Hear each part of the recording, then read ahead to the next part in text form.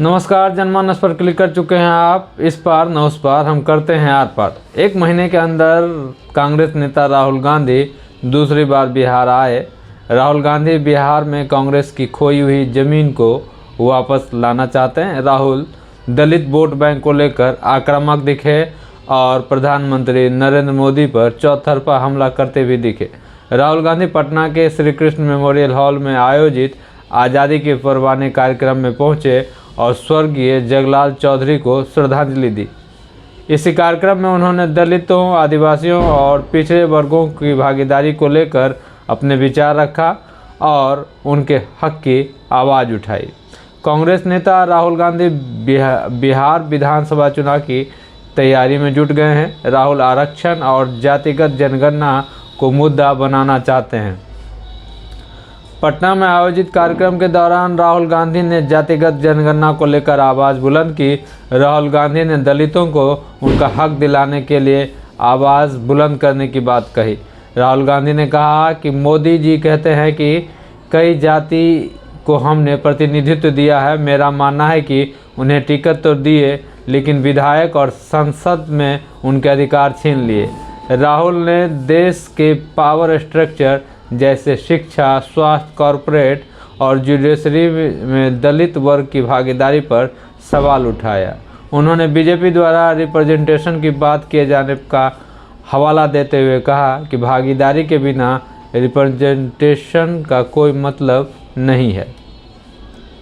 उन्होंने कहा कि बाबा साहब ने हमें संविधान दिया है। इस संविधान में हिंदुस्तान के लोगों की आवाज़ है। संविधान ही हमें भागीदारी दे सकता है, हमारी रक्षा करता है। आरएसएस, बीजेपी के लोग इसे ख़त्म करना चाहते हैं, क्योंकि वे जानते हैं कि जब तक संविधान है तब तक देश के गरीब, दलितों, पिछड़ों और आदिवासियों का नहीं दबाया जा सकता है।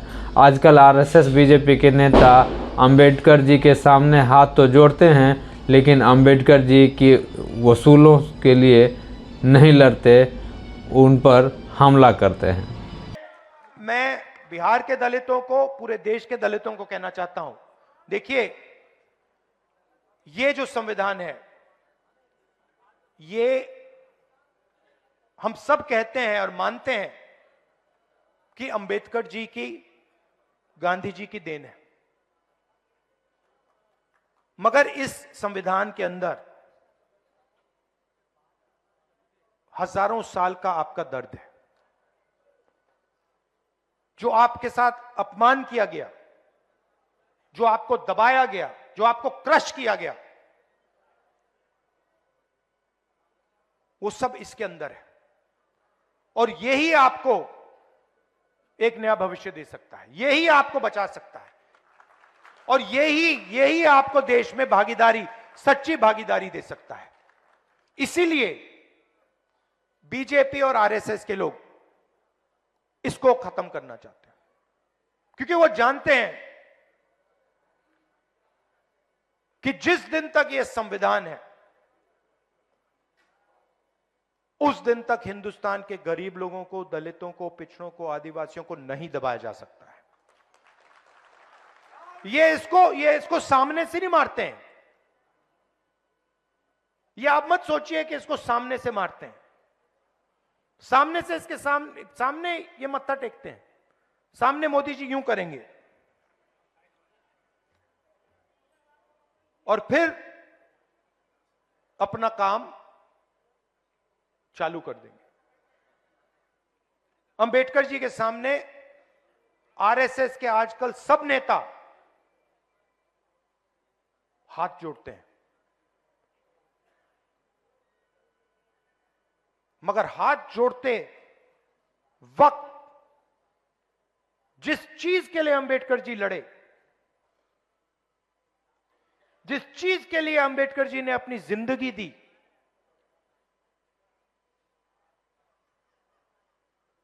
उसको रद्द करते हैं, उस पर आक्रमण करते हैं, उसको खत्म करने की कोशिश करते हैं। राहुल गांधी ने प्रधानमंत्री नरेंद्र मोदी पर हमला बोलते हुए कहा कि देश के सबसे अमीर लोगों का 16 लाख करोड़ रुपए माफ़ किया, जो जनता के टैक्स का पैसा था। उन्होंने यह भी कहा कि अमीरों की लिस्ट में एक भी दलित, आदिवासी या पिछड़ा वर्ग का व्यक्ति नहीं था।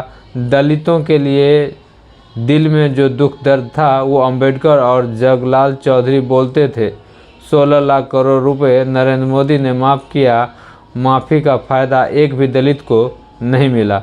अरबपति जीएसटी नहीं देते हैं, हिंदुस्तान के गरीब ही सिर्फ जीएसटी देते हैं। राहुल गांधी ने कहा कि इतिहास में दलित और अनटचेबिलिटी सिर्फ 2 शब्दों का जिक्र है। मीडिया सेक्टर में भी दलित मालिक नहीं है, एंकर, एडिटर एक भी दलित नहीं है। मीडिया में मैंने दलित के मुद्दे देखे नहीं। बिहार वाला जातिगत जनगणना की बात नहीं कर रहा हूँ। जातिगत जनगणना देखनी है तो तेलंगाना वाली देखिए। हम हिंदुस्तान की सारी संस्था का लिस्ट निकालेंगे। ब्यूरोक्रेसी, मीडिया और कॉरपोरेट में दलितों की कितनी भागीदारी है ये हम पता लगाएंगे। पार्लियामेंट में भाषण दिया, मैंने 2 चीजें कही। एक, मैंने टेक्नोलॉजी की बात की, इलेक्ट्रिक मोटर की बात की, मोबिलिटी रेवोल्यूशन की बात की, और दूसरी मैंने पार्टिसिपेशन की बात की, भागीदारी की बात की, जाति जनगणना की बात की। उसके बाद प्रधानमंत्री ने जवाब दिया, 1.5 घंटा का जवाब दिया। उस जवाब में आपने जाति जनगणना शब्द सुना? क्योंकि नरेंद्र मोदी, बीजेपी, आरएसएस जाति जनगणना नहीं कराना चाहती, क्योंकि ये देश की सच्चाई आपको नहीं बताना चाहती। और मैंने निर्णय ले लिया है कि कुछ भी हो जाए, देश में दलितों को, पिछड़ों को, आदिवासियों को मैं उनकी सच्ची भागीदारी दिखाना चाहता हूं। और यहां मतलब बड़े बड़े ऊपर लिख देना चाहता हूं कि इस देश में दलितों को, पिछड़ों को, आदिवासियों को कहीं भी भागीदारी नहीं मिल रही है। और जैसे ही आपको यह दिखेगा, जैसे ही आपको सचमुच में डेटा दिखेगा,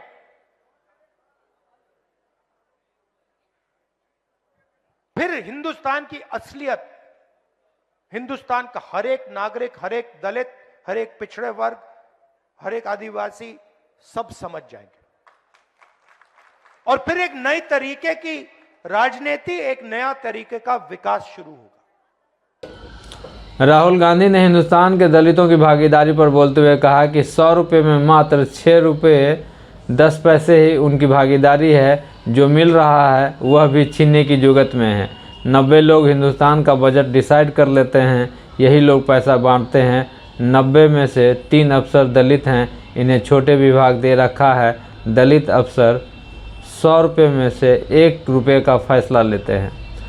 राहुल ने कहा कि सारे प्राइवेट अस्पताल अडानी और उन जैसे लोगों के हैं, एक भी अस्पताल दलितों के नहीं हैं। गरीबों का पैसा पूंजीपतियों के पास जा रहा है।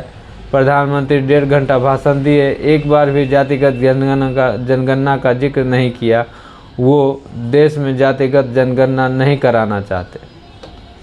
बिहार में चुनाव नज़दीक है और दिल्ली में चुनाव खत्म हो रहा है। अब राष्ट्रीय पार्टी के आला नेताओं का दिल्ली से बिहार आने का सिलसिला तेज हो गया है। इसी सिलसिले में राहुल गांधी 1 महीने के अंदर दूसरी बार बिहार आए हैं। वहीं इसी महीने पीएम मोदी भी बिहार आ रहे हैं। यह सिलसिला जो चल पड़ा है वो आगे और तेज होगा। अगर अभी तक आपने जनमानस यूट्यूब चैनल को सब्सक्राइब नहीं किया है तो सब्सक्राइब कर लें, लाइक, शेयर और कमेंट भी ज़रूर करें। नमस्कार।